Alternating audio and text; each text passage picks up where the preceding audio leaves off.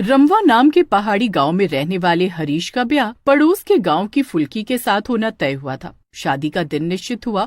सुबह के 4 बजे का समय था। अरे भैया, बहुत गर्मी है, गला सूख रहा है। आप कहो तो पेड़ की छांव के नीचे बैठकर 2 घड़ी सुस्ता लें, उसके बाद बारात को आगे बढ़ाएं। अच्छा ठीक है, तुम थोड़ा आराम कर लो, बारात भी रुककर यहाँ पर जलपान कर लेगी। थोड़ा सुस्ताने के बाद बारात को आगे बढ़ाएंगे। एक घना पेड़ देखकर बारात वहां पर रुक जाती है।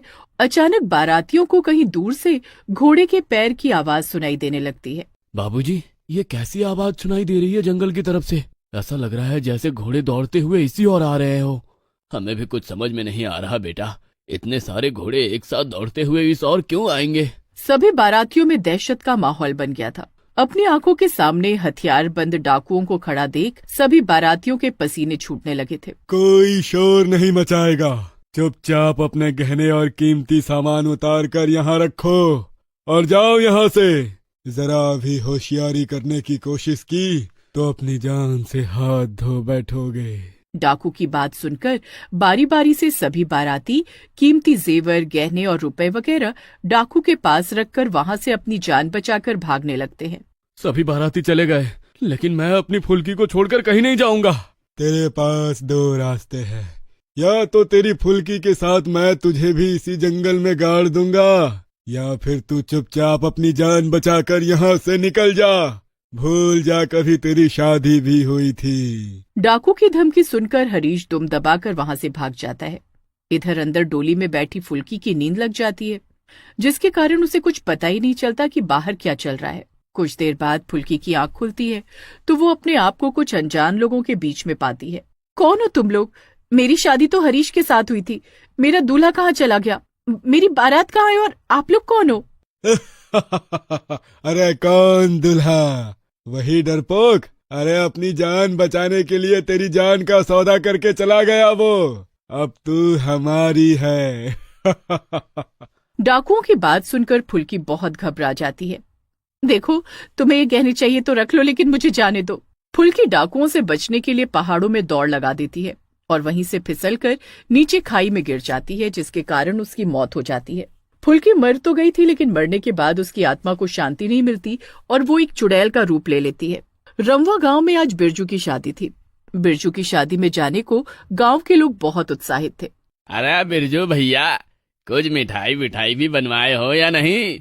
अरे मैं तो आज जमकर लड्डू और जलेबी खाने वाला हूँ। हाँ, अरे भैया, लड्डू जलेबी के साथ रसगुल्ले भी बनवाए हैं, आप सब जमकर खाओ। लेकिन अब जल्दी से तैयार हो जाओ, बारात निकलने का समय हो गया है। रास्ते में जंगल पार करके जाना पड़ता है, याद तो है ना? अरे हाँ हाँ, ठीक कहते हो भैया, समय से बारात नहीं चली तो बड़ी समस्या हो जाएगी।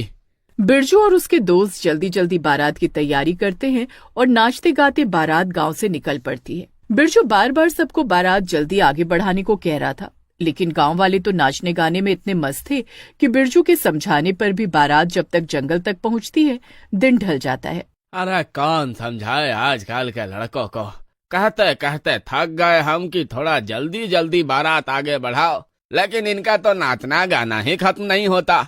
अब देखो अंधेरा हो गया है, अब अंधेरे में तो रास्ता भी समझ नहीं आ रहा कि बारात किस तरफ को ले जाएं। अरे काका, क्यों परेशान होते हो? आजकल शादी ब्याह में नाचना गाना तो होता ही है। आप फिक्र ना करो, बारात कुछ देर में पहुंच ही जाएगी। सामने घना जंगल था और चारों ओर सन्नाटा पसरा था, लेकिन बारातियों को जंगल के होने से कोई फर्क नहीं पड़ रहा था। वो अपनी मस्ती में मगन नाचते गाते आगे बढ़ रहे थे।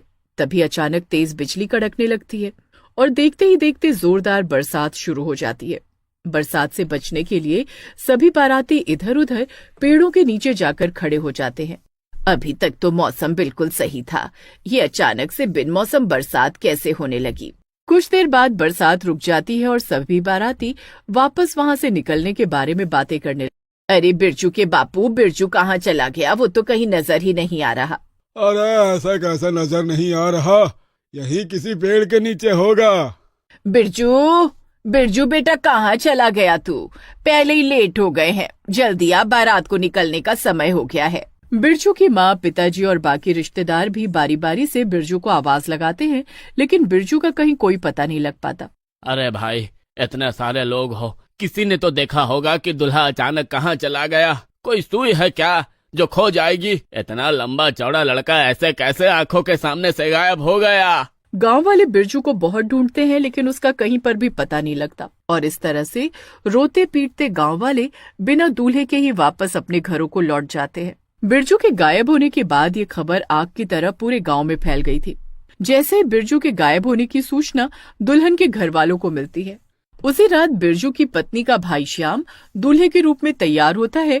नाचती गाती बारात वापस उसी जगह पहुंच गई थी जहां से बिरजू गायब हुआ था। अचानक एक बार फिर जोरों की बिजली कड़कने लगती है और तेज हवाएं चलने लगती हैं। मुझे भीड़ से थोड़ा अलग होना होगा, तभी पता चलेगा कि आखिर किसने बिरजू जीजाजी को यहाँ से गायब किया है। श्याम जानबूझकर कुछ दूर जाकर एक पेड़ के नीचे खड़ा हो जाता है। अचानक उसके सामने एक डरावनी चुड़ैल प्रकट होती है जो बिल्कुल किसी दुल्हन की तरह नजर आ रही थी। आ गए तुम दूल्हा राजा, अब तुझे मेरे साथ चलना होगा। चुड़ैल को देखकर श्याम बहुत घबरा जाता है और डर से थर थर कांपने लगता है। चुड़ैल गुस्से में श्याम की ओर देखती है और उसकी ओर एक फूंक मारती है। श्याम बेहोश हो जाता है। कुछ देर बाद जब उसकी आंख खुलती है तो वो खुद को एक गुफा के अंदर पाता है। अरे ये मैं कहाँ आ गया? ये कौन सी जगह है? मुझे तो लगता था जीजाजी को जरूर कोई चोर डाकू उठा ले गया होगा, लेकिन मैं तो एक चुड़ैल के चक्कर में फंस गया। श्याम घबरा रहा था, तभी उसकी नजर पास में रस्सी से बंधे बिरजू पर जाती है। अरे श्याम, तुम यहाँ कैसे पहुँचे? तुम्हें भी वो चुड़ैल उठाकर लाई है क्या? हाँ जीजाजी, मैं आपको बचाने के लिए यहाँ आया था, लेकिन खुद चुड़ैल के चंगुल में आ गया। लगता है अब ये चुड़ैल हम में से किसी को नहीं छोड़ेगी।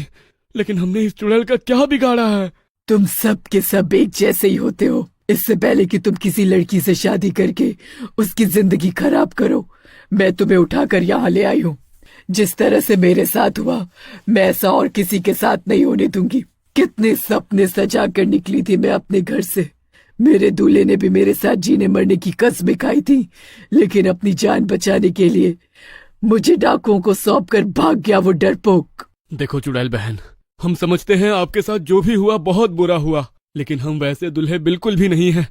अरे हम तो अपनी दुल्हन से बहुत ही प्यार करते हैं, हम उसको कभी भी धोखा नहीं देंगे। अरे मौत भी सामने आ जाएगी ना, तो भी हम उसका साथ नहीं छोड़ेंगे। झूठ बोलने से कुछ नहीं होगा। अब तुम दोनों को सारी जिंदगी इसी गुफा में सड़ना होगा। चुड़ैल की बात सुनकर बिरजू और श्याम फूट फूट कर रोने लगते हैं। तभी वहाँ पर हरीश आ जाता है। मेरी फुल्की, ये तुम ही हो ना?